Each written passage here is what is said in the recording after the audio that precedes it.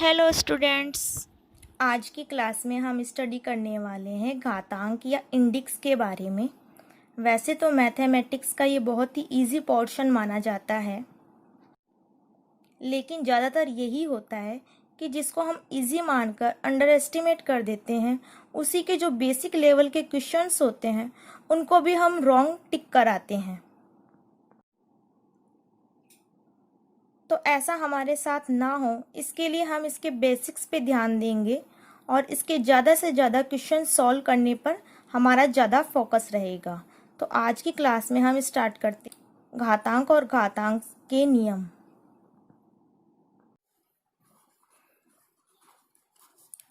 जब किसी संख्या के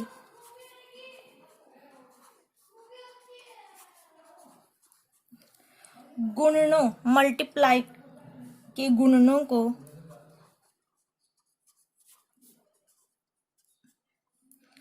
संख्या के ऊपर लिख दिया जाता है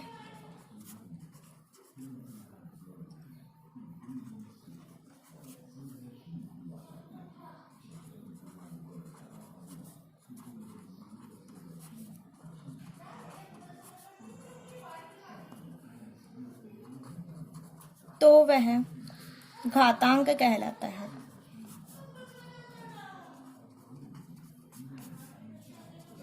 इसकी डेफिनेशन अगर देखें तो किसी संख्या के गुणनों को, तो जैसे कि यहाँ पर जैसे संख्या है 3, उसका कोई गुणन है 3 मल्टीप्लाई 3 मल्टीप्लाई 3 को संख्या के ऊपर लिख दिया जाता है। तो हम इसको इस तरीके से लिख सकते हैं 3 की पावर 3। तो वह अब यह जो है ये घातांक कहलाएगा। इसके अंदर ये जो नीचे वाला 3 है ये तो कहलाता है इसका आधार, और ऊपर की जो ये घात है ये कहलाती है इसकी घात या पावर, और इस पूरी फॉर्म को बोलते हैं घातांक रूप में लिखना। एक और अगर एग्जांपल देखें तो 2 की घात 4, इसका मतलब ये हुआ कि 2 को 2 से 4 बार मल्टीप्लाई करना है। 2 को तो 2 मल्टीप्लाई 2 मल्टीप्लाई 2 मल्टीप्लाई 2, 2 को 2 से 4 बार मल्टीप्लाई करके लिखा गया है। शॉर्ट फॉर्म में इसको लिखा जाता है 2 टू द पावर 4 या 2 की घात 4। इसमें इसका जो बेस है या आधार है वो रहेगा 2, और इसकी पावर या घात जिसको एक्सपोनेंट भी बोलते हैं वो रहेगी 4। तो आई होप आपको ये पूरा कॉन्सेप्ट समझ में आया है। इसके बाद में हम बात करेंगे घातांक या इंडेक्स के रूल्स के बारे में, जो इन रूल्स को ध्यान में रख के ही क्वेश्चन को सॉल्व किया जाता है।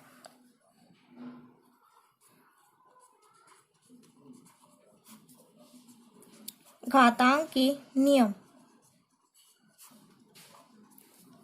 फर्स्ट रूल की बात करते हैं, a to the power 0 is equal to 1।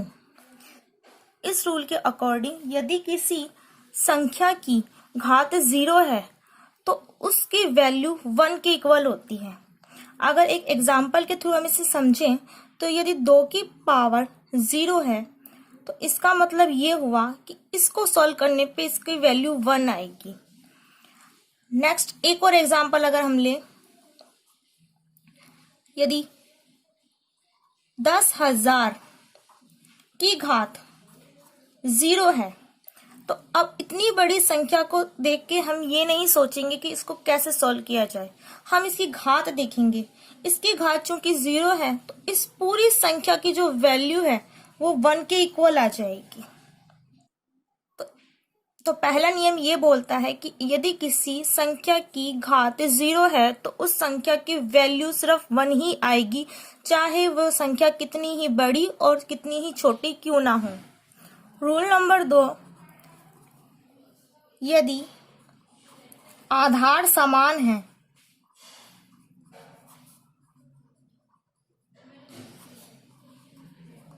तो घातें जुड़ जाती हैं।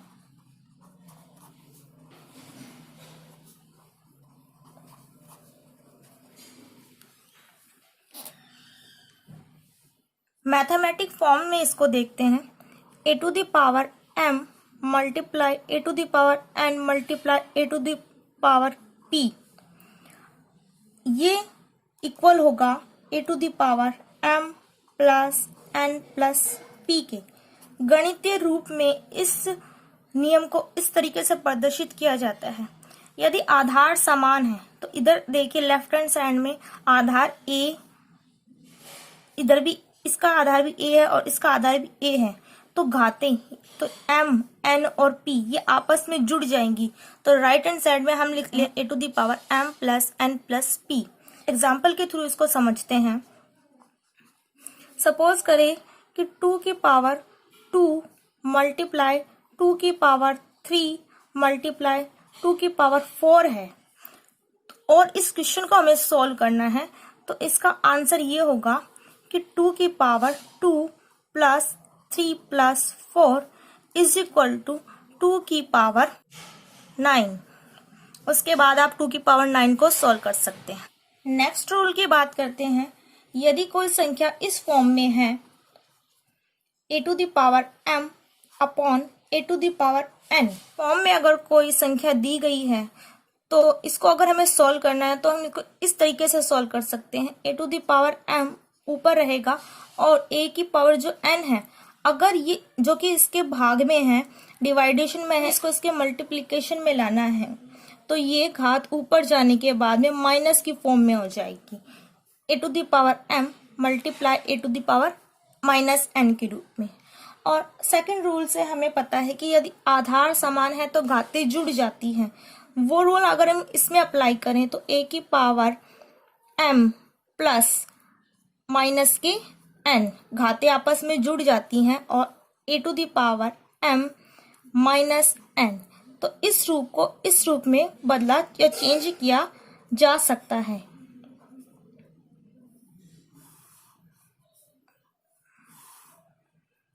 ये हमें थर्ड रूल से पता चलता है।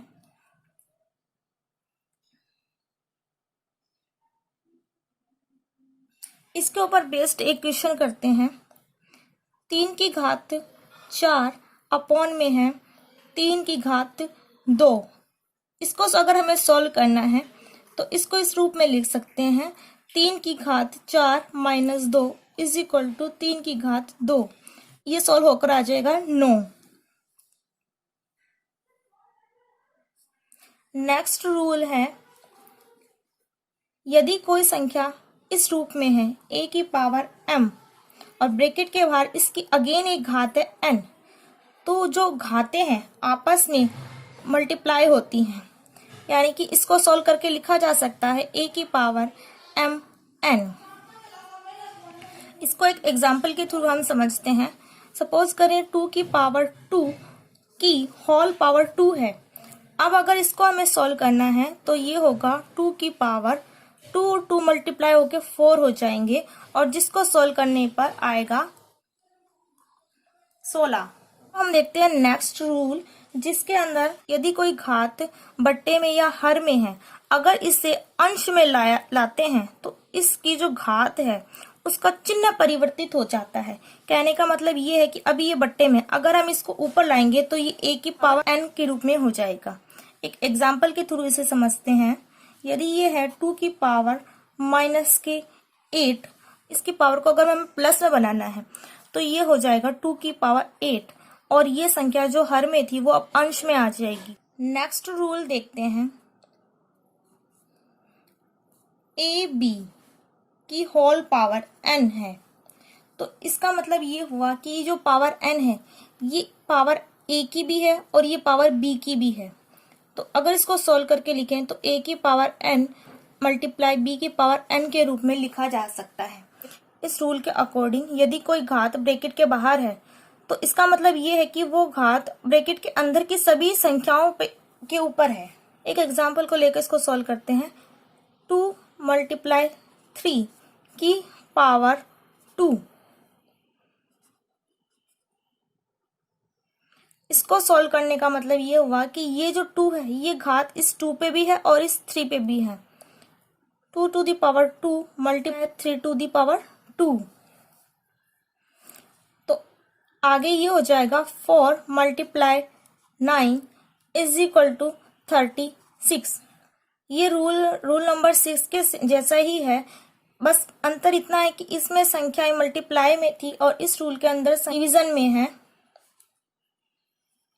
a/b की होल पावर n है, तो इसका मतलब ये हुआ कि ये पावर a पर भी अप्लाई है और b पर भी अप्लाई है।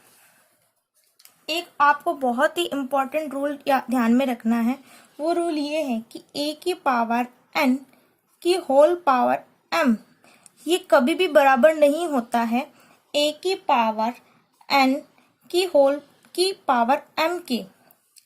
ये दोनों आपस में बराबर नहीं होते हैं।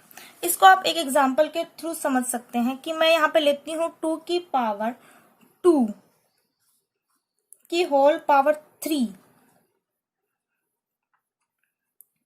बराबर नहीं होगा 2 की पावर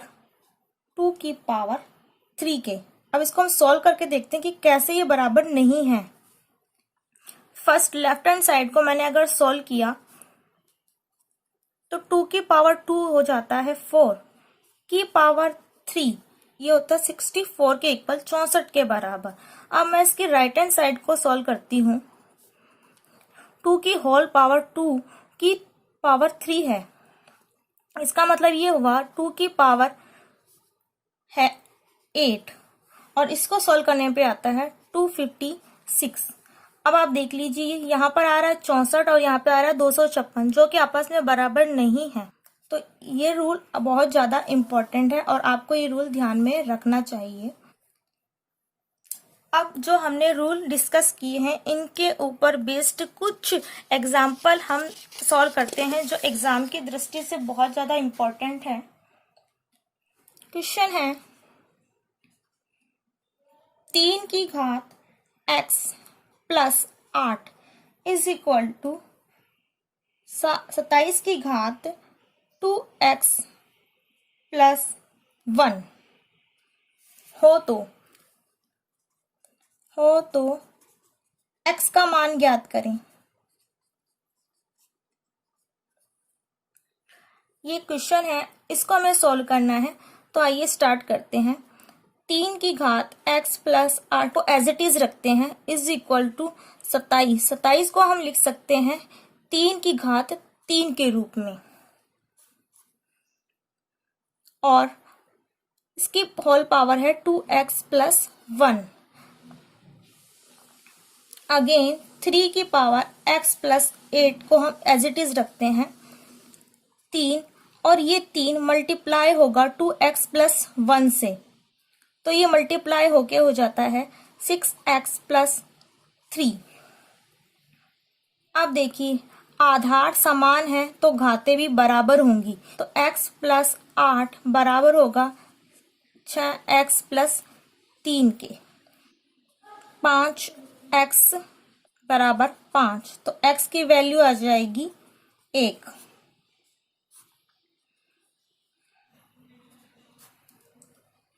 256 की पावर है 0.16 मल्टीप्लाई 256 की पावर 0.09 है। इसको हमें सॉल्व करना है।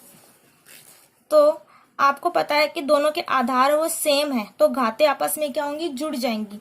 256 की होल पावर हो जाएगी 0.16 + 0.09। अगली स्टेप में 256 की होल पावर, ये दोनों आपस में जुड़ के हो जाएगी 0.25। 256 को हम लिख सकते हैं 2 की घात 8 के फॉर्म में और हमारे पास है 0.25। देखो 0.25 को अगर हम भिन्न के रूप में लिखें तो क्या हम इसको इस तरीके से लिख सकते हैं, 1/4 के रूप में, 4 है। अगली स्टेप में अगर आप देखें तो 2 की घात 8/4 हो जाती है, क्योंकि ये घात इसके साथ मल्टीप्लाई में है, इससे ही कट के ही 2 आ जाएगा, तो 2 की घात 2, आंसर हमारा आएगा 4 या 4। इस टाइप के छोटे छोटे क्वेश्चन आपको ध्यान में रखने हैं। एक रूल और आप ध्यान में रखना,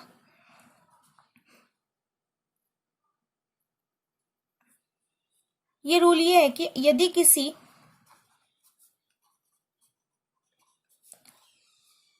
संख्या की घात सम संख्या हो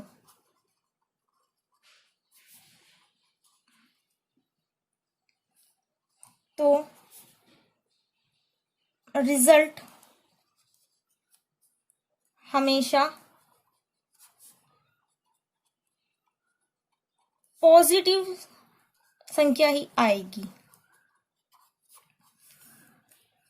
एंड वाइस वर्सा, यानी इसका जस्ट अपोजिट भी ट्रू है। जैसे अगर कोई संख्या है, किसी संख्या, तो संख्या में ले लेती हूँ -4 की घात सम संख्या हो, सम संख्या यानी कि 2, 4, 6 जो दो के गुणज के रूप में हो, तो इसको सॉल्व करने पर एक पॉजिटिव संख्या ही आएगी। इसी रूल के साथ में एक इसका कोऑर्डिनेट रूल है कि यदि किसी संख्या की घात विषम संख्या है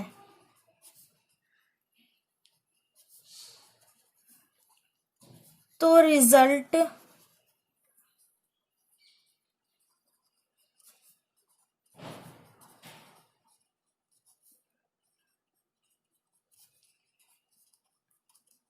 संख्या के चिन्ह वाला ही होगा। इसको भी अगर हम समझें तो -4 की घात अगर 3 हो तो इसका मतलब ये हुआ किसी संख्या की घात यदि विषम संख्या है तो रिजल्ट संख्या के चिन्ह वाला ही होगा। संख्या का चिन्ह क्या है? माइनस, तो इसका जो भी रिजल्ट आए वो माइनस में ही आएगा और रिजल्ट होता है -64। तो आज की क्लास में स्टूडेंट हम घात के रूप में इतना ही घातांक में या इंडेक्स में इतना ही पढ़ेंगे। इसके आगे हम नेक्स्ट क्लास में स्टडी करेंगे करणीय शर्ट्स के बारे में, और जितना ज़्यादा हो इनके क्वेश्चन को सॉल्व करने पे हमें ज़्यादा जोर देना है, तो ही आप एग्जाम में क्वेश्चन को क्रैक कर पाएंगे। तो मिलते हैं नेक्स्ट क्लास में।